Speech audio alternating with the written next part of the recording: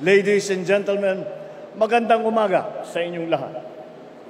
Hindi pangkaraniwan ang pagtitipon ngayon dahil ito ay pagkakataon para ipakita natin ang kahalagahan ng pagsasama-sama at ng pagkakaisa para sa kaunlaran, para sa pagbabago, para sa magandang kinabukasan nating lahat. Ang sabi nila, ang halalan daw ay panahon ng pagkakabitak-bitak, pagsisiraan, pagkakahati-hati. Subalit kabaliktaran po ang inululunsad ng ating alyansa. Sapagkat ito ay isang kilusambayan na magbubuklod sa pinakamalawak na puwersa ng mga nagmamahal sa inang bayan, na ikakampanya ang isang programang pangkaunlaran na walang naiiwanan, na pagsasamahin ang 12 magigiting na Pilipino na may taglay na sipag at galing para maging pinuno. Tangan ang prinsipyong makatao, makadiyos, makabansa. Titindig para sa interes ng bayan at sa kapakanan at karapatan ng bawat isang Pilipino. Sa aking pag-endorso, ang tanging hiling ko ay mapanatili ang kanilang katapatan at pagmamahal sa bansa. Ito ang pinakamahalagang katangian ng kandidato na aking tinitignan at pinag-iisipan. Kaya naman, mga kababayan, ang mga sumusunod na individual ay kilala natin sa kanilang kasanayan at sa kanilang serbisyo publiko. Ang una sa ating hanay ay matagal na naging alkalde ng progresibong lungsod ng Mandaluyong. Hinalal din siya bilang kongresista at ngayon siya ay ang maagap at mabisang kalihim ng DILG. Mga kababayan, ang ating Mr. Gawa, Hindi Salita, Secretary Benher Abalos.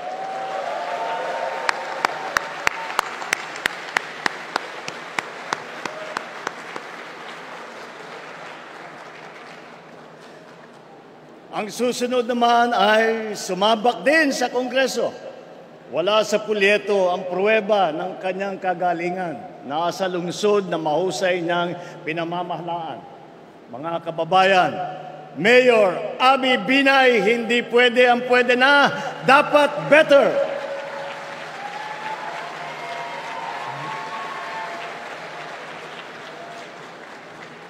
Ang susunod naman po ay kinikilala po natin na kumpanyera. Siya rin po ay walang pagod na kampanyera para sa kalusugan ng mamamayan, edukasyon at kabataan, karapatan ng mga kababaihan. She is a lawyer, an economist, athlete, and a mother. Senator Pia embodies what it means to be a Pinay in action. Mga kababayan, Senator Pia Cayetano.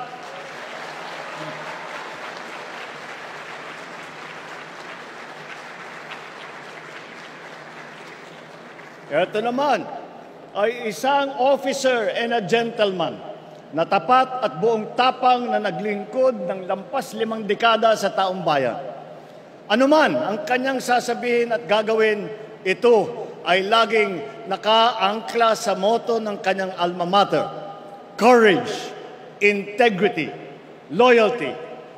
Isa po siya sa tunay na nagsasabuhay sa mensahe ng aking SONA: ang tama ay ipaglaban, ang mali ay labanan.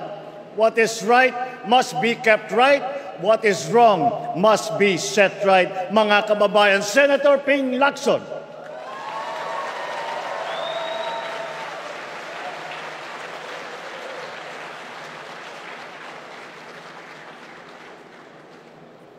Sanay ring mamabatas ang susunod sa ating lineup.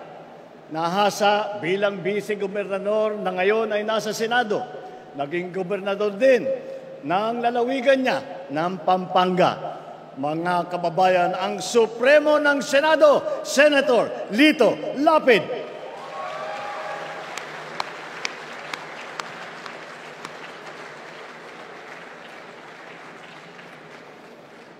Ang susunod na tagapagtaguyod ng ating bandera ay siya nang yatang pinakamatagal kong kakilala sa hanay na ito. Siya ay walang iba kundi ang aking kapatid, ang aking atay, si Manang Aimee. Nasa dugo na po namin na manilbihan sa kapwa at ang pagmamahal sa bansa. Naging kongresista, gobernador at senador. Sabi rin nila, prangka daw siya. Pero ito ay pagiging prangka sa pagsabi ng totoo at ang pagkikiling sa tama. Sa kanya, sigurado ang kanyang Aimee solution. Mga kababayan, kasama din po natin si Senator Aimee Marcos na naunahan na ang mga ibang senador at busy na nagkakampanya at hindi makarating ngayong araw na ito. Tanyag, hindi lang sa ating bansa, kung hindi sa buong mundo, ang susunod natin ay ang ating pambansang kamao na nagpamalas ng galing bilang mambabatas, mga kababayan, ang ninong ng bayan, Senator Manny Pacquiao.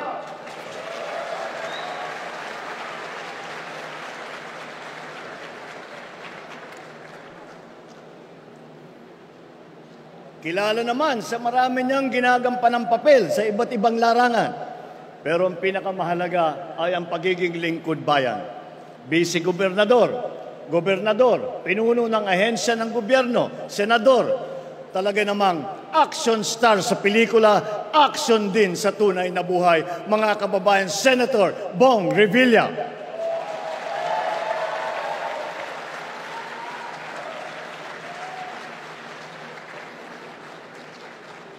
Ang ating susunod ay nakapaglingkod ng 24 na taon bilang senador. Kasama natin sa paglalakbay tungo sa maaliwalas na bukas. Mga kababayan, hindi na po nangangailangan ng introduction ang dating Senate President Tito Soto, maaasahan ng pamilyang Pilipino.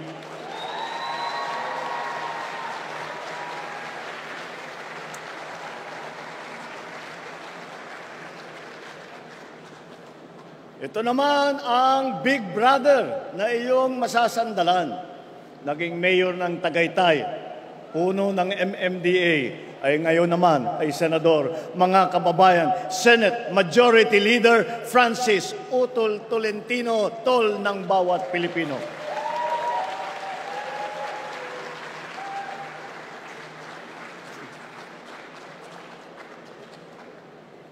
Ang susunod kong ipapakilala sa inyo ay isang public servant na noon ay madalas kong masabihan na ang ama ng saklolo. Kasi ang unang bukang bibig ng mamamayan ay itulfo mo. Nanilbihan bilang kalihim ng DSWD na ngayon naman ay membro ng Kongreso, mga kababayan, Congressman Erwin Tulfo, kakampi ng inaapi.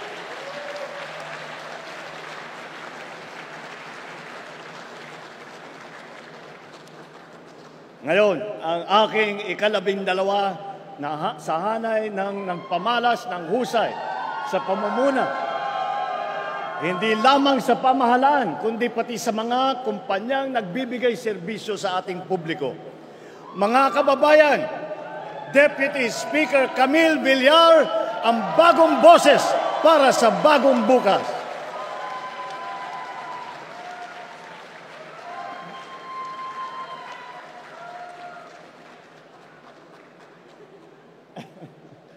Ika nga, may kanya-kanya tayong abilidad para mapabuti ang ating bansa. Ngunit, kung tayo ay sama-sama nagbubuklod, mas mapapadaling matupad ang ating mga adikain para sa isang mas magandang bukas. Nasabi ko na rin dati na marami tayong sanay at hasa sa serbisyong publiko. Hindi na po ito bago sa atin. Wala po sa ating hanay.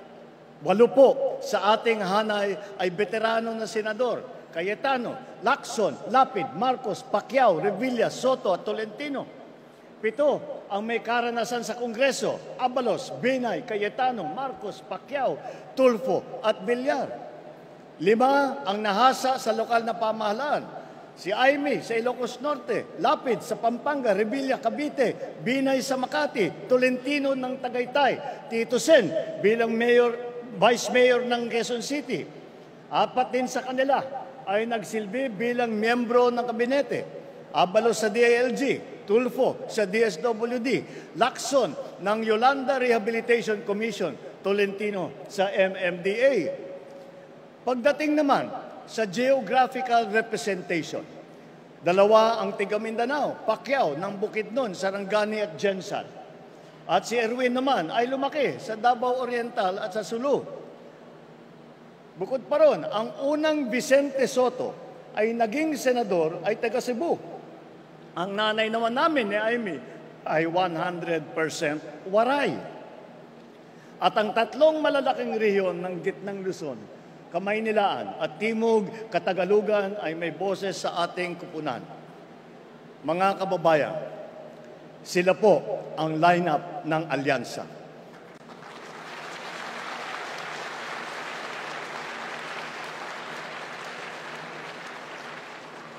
Sa kanilang kalidad at karanasan, mataas ang aking kumpiyansa na sila ay ating magiging katuwang sa ating pagsulong at sa patuloy na pag-unlad ng ating bansa.